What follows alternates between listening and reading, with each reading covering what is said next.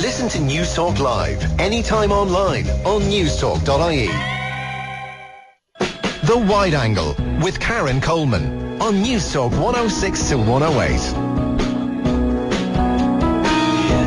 And if you want to get in touch with us, of course, you can email us at wideangle@newstalk.ie. Now, if you're struggling with your business or you're not sure how to progress during these challenging times, my next guest might be able to help you. Kerwin Ray is an Australian who gives advice on how to be an effective influencer. He's helped many businesses over the years to move from being just mediocre to excellent. And now he's bringing his skills to Ireland with a new set of seminars which he'll be delivering over the coming months. Well, I met up with Kerwin during his recent trip here and began by asking him exactly how people can better influence without spending millions on marketing campaigns. Well, look, the first thing I do is I make sure, look, what I teach is really for people who are already in business, people who are wanting to start a business, like they've maybe been made redundant and they're wanting to start a business, but also for people who are already in an existing business as an employee and they want to add value so that they can get paid more. And one of the things that I teach people, before I teach strategy or tactics, and strategy is effectively, this is what you do, tactics is this is how you do it, I teach them the psychological principles behind influence. Because what I've observed in the marketplace is there's not a lack of information. There's a lot of information, teaching people how to market, teaching people how to sell. But if you don't have a fundamental understanding of human beings and how they work, because I ask everyone this question, who would like to make $1 million in the next 12 months? Everyone puts their hand up, right? And then I ask the question, okay, where's that money right now? And I get all these blank stares. And I say that money right now is sitting in someone's bank account, in their credit cards, in their piggy bank. It's in a human being's possession. And you need to find a way to get it from where they have it to where you want it in exchange for value.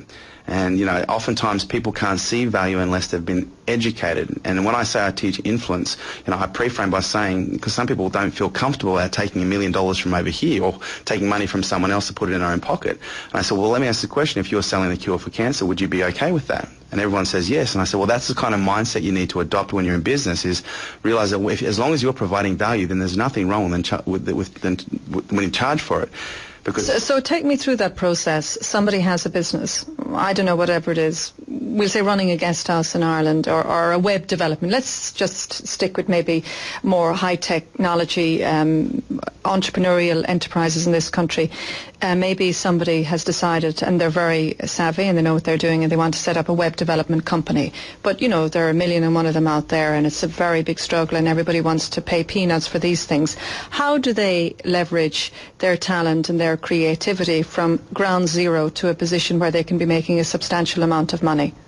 Well, I think the first thing they need to do is create a profile for themselves. And, a lot of people think it's very hard to create a profile. And one thing that I show people how to do is to get them to create a profile, and what I call it Google branding. And, without getting too technical, I essentially take people through a series of steps to show them how to get listed on as many as 600 to a couple of thousand websites that talk about them as an expert in their field. Because with the advent of the internet and Google, what I find is a lot of people, before they do business with someone, is they go to Google and they type their name in. Now, if they go to Google and type your name in, and you're a web developer and you appear on 2 websites, and then they type in your competitor's name, and their competitor appears on 4 websites, their competitor is going to appear to have more authority in the marketplace than you. So one of the first things I do is I say, let's show you how to create a position so that you get listed on numerous websites. But then the second thing I show them how to do is say, okay, let's identify the types of clients that you want. Once they know the types of clients that they want, we then go, okay, who has already spent the money to acquire those customers? Because there'd be, regardless of what the business is, there's always someone who's gone out there before you and acquired those customers. Another business, you're saying, which may have already sold a product to this particular person or client or company. Absolutely. For a web developer, for example, the question would be, okay, our clients want websites. So, okay, that would be typically businesses. So the question might be is, who already services the business market in my area? So they might find, well, who else services the business market? It might be a courier company. It might be an accountant. Accountants are great when it comes to this kind of setup, because if you approach an accountant, they would have a large percentage, depending on what they do, of their clients would be business owners already. So if the web developer approached the accountant and said, look, this is the the service that we provide a good service. In fact, I'd be willing to provide a service to you, Mr. Accountant, for free just to show you how good we are. Now, if that person was to do that, the accountant would see a few things. Number one, that you do provide a good service, but it would also create an obligation for that accountant to do something in return. Now, that might sound manipulative, but it's not designed to be manipulative. It's really just designed to be proactive in an approach to marketing. And then if the accountant can see that you do good work, then he'd be more likely to actually refer you to his clients. Yeah. And, you know, the reason referrals are so powerful is because the most expensive resource in business is trust. And that's what most marketing at a corporate level is designed to do, is to raise the top-of-mind awareness in the marketplace, to raise the profile so that people become familiar with the brand and the product, and it creates this unconscious trust. Now, most small businesses don't have a budget to be able to, you know, to do that kind of advertising. So if you can align yourself with another business who has the clients that you're looking for, and you can get them to refer you or endorse you to their client base, it gives you a little piece of that trust that that person already has, therefore increasing the ability or your effectiveness of marketing, essentially. You have a very good anecdote to illustrate this, Kerwin, which is the story of the bookseller and the diamond maker. Tell me about that. This was back in Australia, wasn't it? Correct, yeah. Look, I had a client who was a bookshop.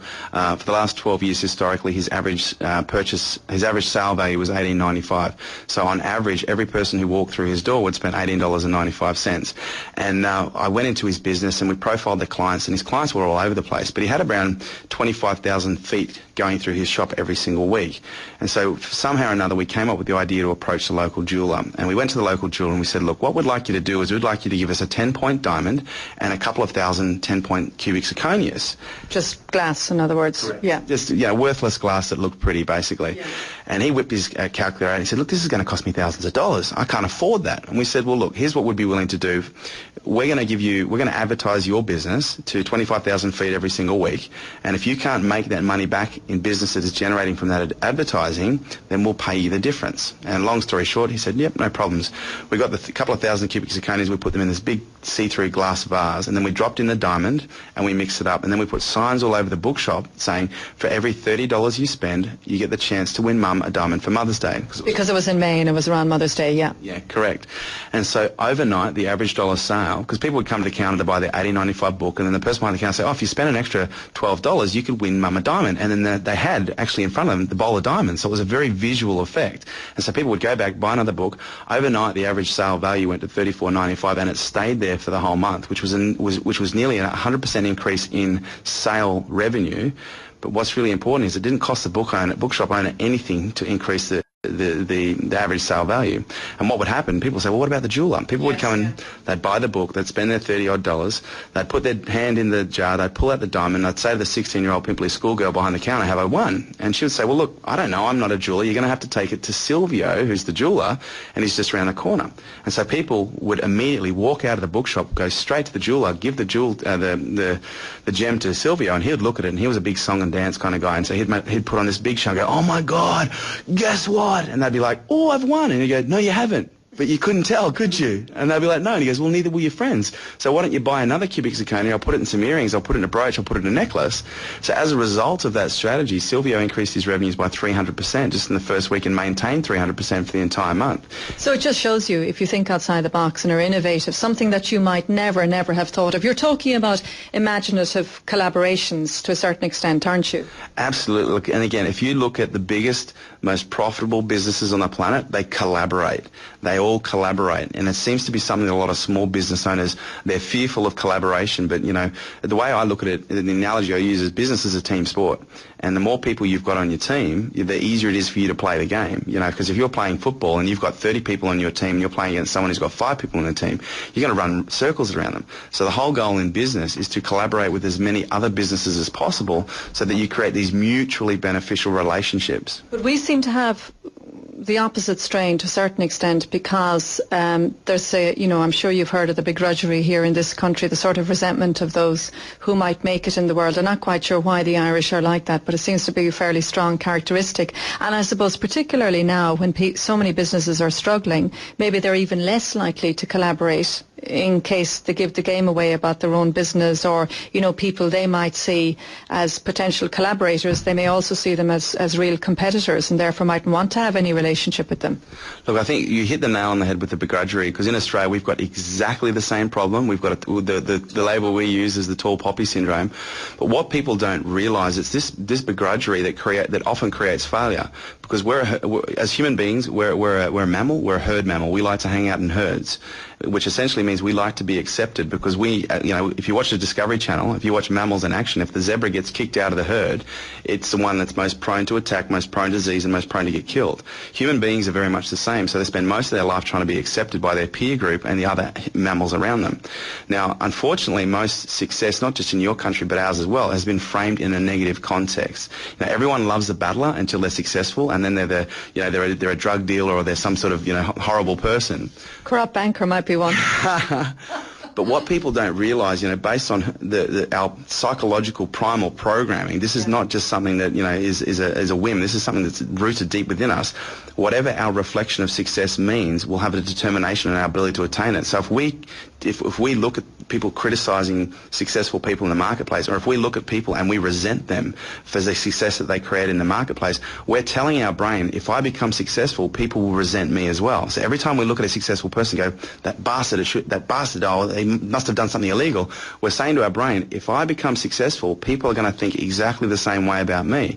And this behaviour produces what's called self-sabotage, which is where people get really close to being, and people call it fear of failure. It's not fear of failure. No one's scared to fail, but everyone's scared to succeed, because they don't want to be kicked out of their peer group. They don't want to be rejected from their peer group, because everybody wants to be accepted, because on some level we view being kicked out of our peer group as being as worse than death. So we'll do whatever we can to maintain acceptance in our peer group, including sabotaging our own success. So in a way you really nearly have to reprogram your brain that, if there's a business person or a company that seems to always do well, always get the breaks, and you never do, and you're going, oh no, another cronyistic behaviour or whatever it might be, you're saying you have to almost switch the thought process immediately and turn it around to admiring that person. 100%. It's a very conscious, in the moment process, and that's what I teach with all my clients.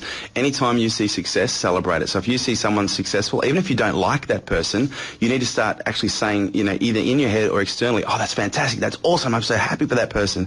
But this relates to every context of life, because if you look, especially, I used to be a personal trainer, and I work a lot with personal trainers, and the psychology that a lot of women come into a gym, for example, is they want to become thin, they want to become skinny, but when they see a skinny woman, they go, oh, that skinny bitch, or that skinny, I don't know if I can say that word on here on radio. Okay, they say, that skinny bitch. But what they don't realise is by saying, oh, that bloody skinny bitch, they're saying to themselves, if I become thin, other women are going to say that about me. So I'll stay plump so that everyone accepts me. And whether it be a relationship, oh, that bastard has a really good relationship with his wife, it's not fair, it should be me. You're saying to yourself, if I have a successful relationship with my partner, people will have that exact same reflection on me.